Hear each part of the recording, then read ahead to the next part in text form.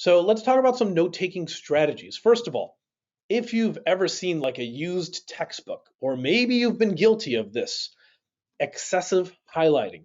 How does this happen? Well, I'll tell you. Someone's reading, or maybe it's you, and you're reading something and you're like, this is, I got to know this inside out because I got a test coming up. You read something very important and you're like, I'm going to highlight that, or maybe you underline it. Now I read the next sentence. Turns out that one's pretty important too. So I'm going to highlight that as well.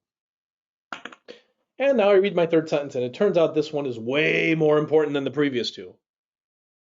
So I might use a different color now, or you see where this is going.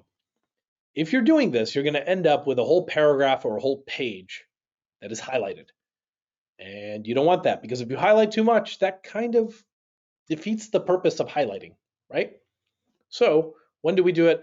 Finish a paragraph first, then highlight or underline or take notes. Or what I like to do, I don't take any notes until I finish an entire section of text.